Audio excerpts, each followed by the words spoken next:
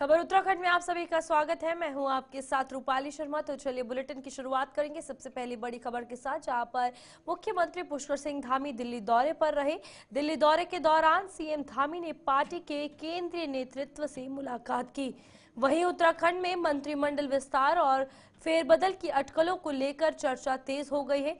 आपको बता दें कि प्रधानमंत्री नरेंद्र मोदी के उत्तरकाशी दौरे के कुछ घंटे बाद ही सीएम दिल्ली के लिए रवाना हुए थे।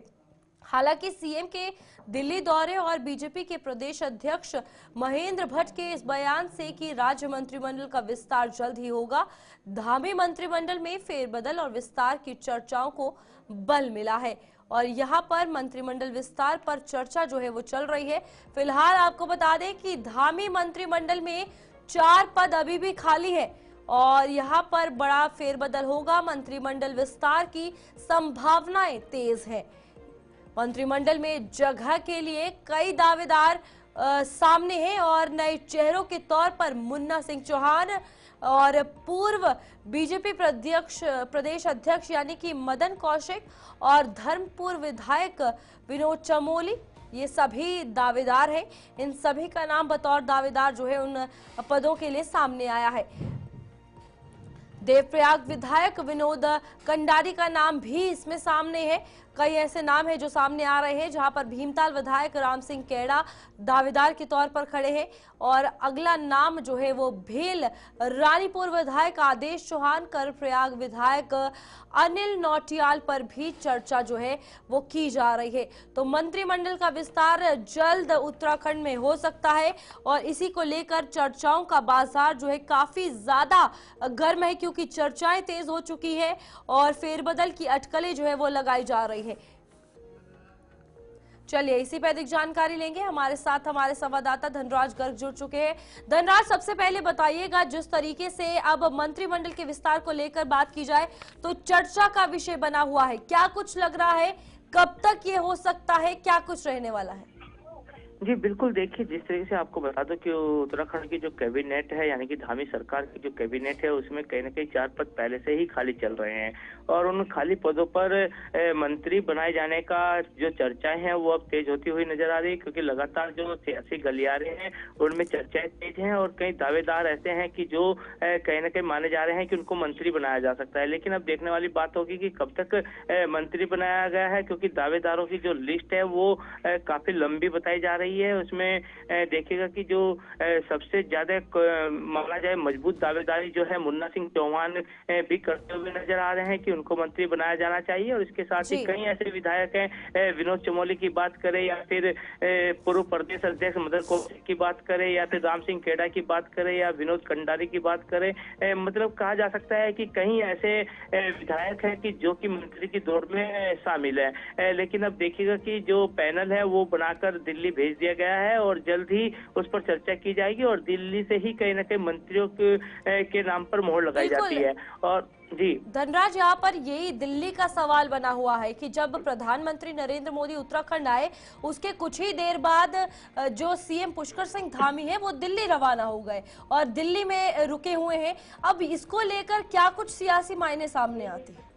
जी बिल्कुल, देखिए जिस तरीके से आपने देखा कि प्रधानमंत्री नरेंद्र मोदी उत्तराखंड के दौरे पर पहुंचे थे और उसके तुरंत बाद ही मुख्यमंत्री पुष्कर सिंह धामी दिल्ली पहुंचे, तो माना यही जा रहा था, यही कयास सब लगा रहे थे कि कहीं ना कहीं प्रधानमंत्री नरेंद्र मोदी ने उनको दिल्ली बुलाया है और कहीं ना कहीं इस कैबिनेट पर ही चर्चा के लिए उनको दिल्ली बुलाया गया है। लेकिन अब देखिएगा कि अब देखने वाली बात यह होगी, क्योंकि जिसको भी मंत्री बनाया जाएगा उसको भी दिल्ली बुलाया जाएगा। अब देखने वाली बात यही होगी कि किसको दिल्ली का बुलावा आता है। लेकिन अभी देखिएगा कि कहीं ना कहीं सभी जो विधायक हैं जो मंत्री की दौड़ में है वो कहीं ना कहीं कयास लगा रहे हैं कि उनको मंत्री बनाया जाएगा और वो कहीं ना कहीं कोशिश करते हुए भी नजर आ रहे हैं और एक विश्वास उन्होंने जताया है केंद्र पर कि केंद्र उनको कहीं ना कहीं ये जिम्मेदारी देगा। लेकिन अब देखने वाली बात होगी कि केंद्र किसको जिम्मेदारी देता है और किसको कैबिनेट में जगह देता है। जी, यहाँ पर चर्चाओं का बाजार इसमें भी गर्म है कि सिर्फ ये मसला कैबिनेट के विस्तार तक सीमित नहीं रह गया है। धनराज, यहाँ पर ये कहा जा रहा है कि जो मौजूदा मंत्री हैं उनके विभागों में भी अदला बदली देखी जाएगी और अगर ऐसा होता है तो क्या कुछ लगता है किस तरीके के समीकरण बनेंगे?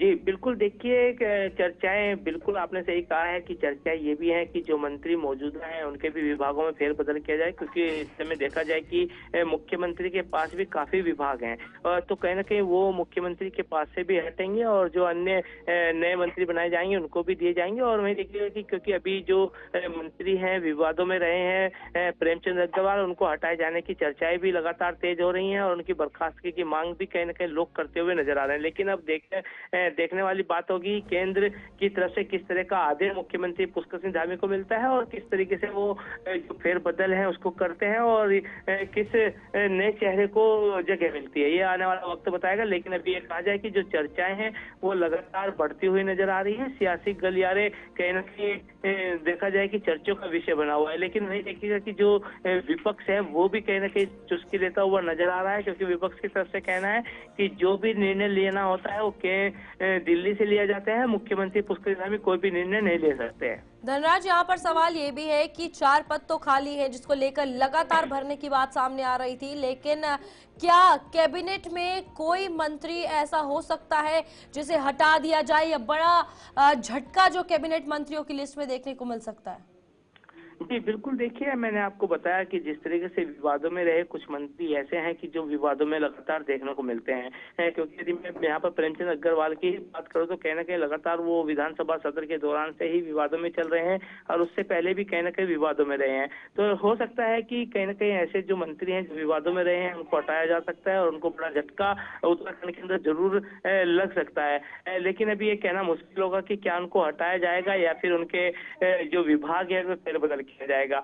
तो इसके जो दिल्ली से आदेश आने के बाद ही कहीं न कहीं इस पर पूरी तस्वीर साफ हो पाएगी कि आखिर किस चेहरे को नए चेहरे को जगह मिलेगी और कौन सा चेहरा ऐसा होगा कि जिसको हटाया जा सकता है। जी। तो यहाँ पर धनराज एक सवाल ये भी है कि उत्तराखंड की अगर बात की जाए तो जिस तरीके से अगर विपक्ष ये बात कहता है कि दिल्ली से सभी ऑर्डर आते हैं तो उत्तराखंड में चलेंगे, तो अगर डबल इंजन की सरकार है और यहाँ पर सीएम पुष्कर सिंह धामी की भी बात की जाए तो बार बार प्रधानमंत्री के नेतृत्व पर विकास की ओर बढ़ने की बात कही जाती है। अब मंत्रिमंडल का विस्तार हो या फिर कई अहम बैठकें हो, ये भी एक जरूरी बात है कि ऊपर से लेकर नीचे तक विस्तार किया जाना, चर्चा किया जाना, लंबे समय लेना कहीं ना कहीं पार्टी के लिए महत्वपूर्ण साबित होगा। जी, बिल्कुल देखिए, जिस तरीके से आप देखते होंगे कि जब भी मुख्यमंत्री पुष्कर सिंह धामी उत्तराखंड के अंदर कोई योजना चलाते हैं या फिर कोई ऐसा विकास कार्य करते हैं तो कहीं न कहीं दिल्ली से सलाह जरूर ली जाती है, क्योंकि डबल इंजन की सरकार है और डबल इंजन की सरकार से कहीं न कहीं जनता को एक तरीके से कहा जाए कि पूरा भरोसा जनता को है कि जो उत्तराखंड का विकास है वो आगे बढ़ेगा और लाजमी है कि वो विकास आगे बढ़ता हुआ भी कहीं न कहीं नजर आता है, क्योंकि प्रधानमंत्री नरेंद्र मोदी के नेतृत्व में ही उत्तराखंड की जो सरकार है वो कार्य करती है। और आप देख रहे होंगे कि विपक्ष लगातार जरूर आरोप प्रत्यारोप जरूर लगाता है, लेकिन उसके बावजूद भी कहीं ना कहीं जो मुख्यमंत्री पुष्कर धामी है तमाम तरह की जो विकास कार्य हैं या कहा जाए जो विकास की योजनाएं हैं वो उत्तराखंड के अंदर चलाते हुए नजर आते हैं और उससे कहीं ना कहीं जनता को लाभ भी मिलता है। तो जिस तरीके से मैंने आपको बताया कि जो कैबिनेट का विस्तार होना है तो उसमें भी कहीं ना कहीं यही देखा जाएगा कि कौन व्यक्ति ऐसा है कि जो विकास कर सकता है और इसी तरीके से कौन व्यक्ति ऐसा है कि जो कैबिनेट को संभाल सकता है, उसी को कहीं ना कहीं चेहरे को कहा जाए कि उसी चेहरे पर मोड़ केंद्र की तरफ से लगाई जाएगी। ठीक है धनराज, बहुत बहुत धन्यवाद हमारे साथ जुड़ने के लिए और तमाम जानकारी देने के लिए। तो उत्तराखंड में मंत्रिमंडल के विस्तार को लेकर चर्चाएं जो है वो तेज हो चुकी है। फिलहाल वक्त तो चला एक छोटे से ब्रेक का, फौरन लौटते हैं। चलिए ब्रेक के बाद लौट चुके हैं, आगे बढ़ते हैं जहां पर उत्तराखंड में वनीकरण के लिए आवंटित कैंपा फंड के कथित दुरुपयोग के मामले में सुप्रीम कोर्ट ने कड़ा रुख अपनाया है।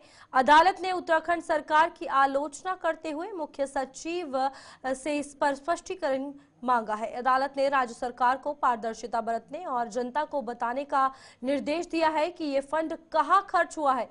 कैग की रिपोर्ट के अनुसार 2019 से 2022 के बीच कैंपा फंड का दुरुपयोग किया गया। इस फंड का इस्तेमाल आईफोन, लैपटॉप, फ्रिज, कूलर, कार्यालयों के जीर्णोद्धार, कानूनी मामलों और अन्य निजी कार्यों में किया गया। रिपोर्ट में यह भी सामने आया है कि 2019-20 से 2021-22 के बीच 275.34 करोड़ रुपए का ब्याज नहीं चुकाया गया है, जबकि बार बार अनुरोध करने के बावजूद इस राशि का उपयोग अनियंत्रित किया गया है।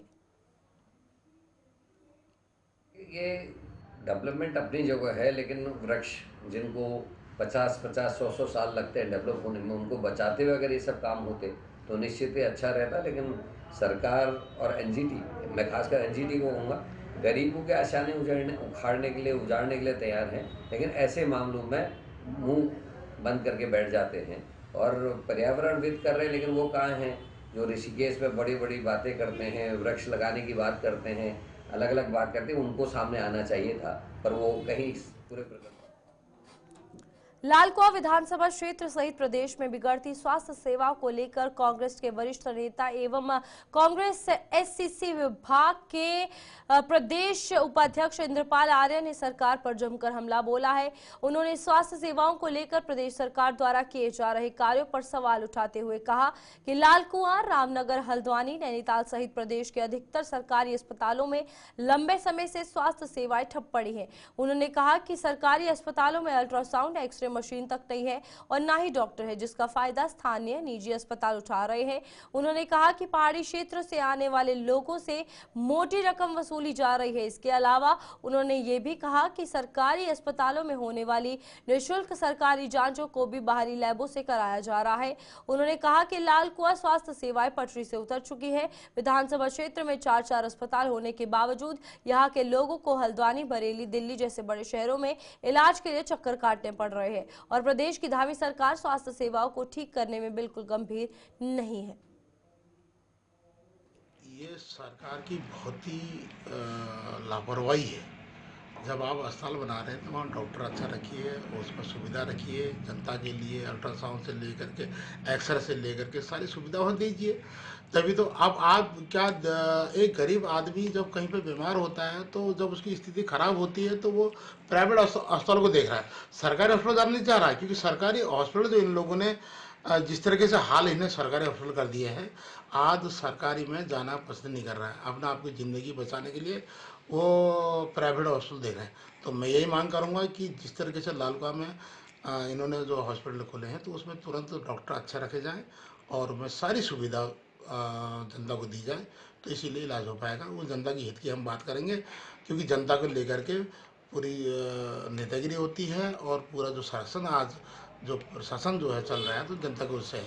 अगर ये मांग बनी तो क्या धरना प्रदर्शन करेंगे?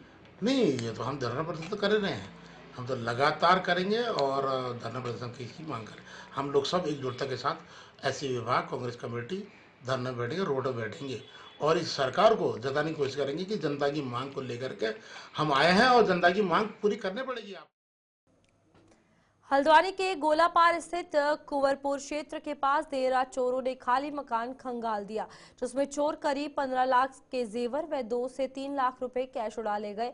यही नहीं, चोरों ने यहां आराम से बैठकर पानी पिया व फ्रिज से निकालकर सेब भी खाया। चोरों ने घर में घुसने से पहले सीसीटीवी कैमरे के वायर काट दिए, साथ ही डीवीआर खोल के उसे नष्ट करने की कोशिश भी की। वसीम खान ने बीते 3 साल पहले ही इस क्षेत्र में मकान बनाया था और वसीम अपने पिता का इलाज कराने बरेली गया हुआ था। रात जब वसीम ने 1:30 बजे अपने फोन में अपने कैमरे चेक किए तो सब कुछ सही था, लेकिन सुबह 4 बजे जब दोबारा कैमरा चेक किया फोन से तो अंधेरा दिखाई दिया, जिस पर वसीम ने अपने पड़ोसी को फोन करके घर चेक करने को बोला। पड़ोसियों ने देखा तो ताले टूटे हुए थे, जिसके बाद वसीम को कॉल की और वसीम ने तत्काल बरेली से वापस आकर घर देखा तो देखकर दंग रह गया। चोर उसका सब कुछ चुरा ले गए, यहाँ तक कि चोरों को असली और नकली ज्वेलरी का फर्क भी पता था। असली ज्वेलरी अपने साथ ले गए और नकली वहीं छोड़ गए। घर में रखा लैपटॉप व सऊदी की करेंसी चोर नहीं लेकर गए। मौके पर पहुंची पुलिस तफ्तीश कर रही है। सर, मैं 2 दिन के लिए बाहर गया था बरेली और मेरे रात फ़ोन आया, हमारे पड़ोसी जो आगे हाजी जी का घर है उनका फ़ोन आया कि आपके घर की लाइटें नहीं जल रही हैं। फिर मैंने फ़ोन किया, एक बार जाके देखो, तो ये देखने आया तो उन्होंने देखा कि जो ये वाला गेट है ये तो पहले पड़े थे, लेकिन ये वाला गेट खुला हुआ था और ये लाइटें सारी टूटी भी थी।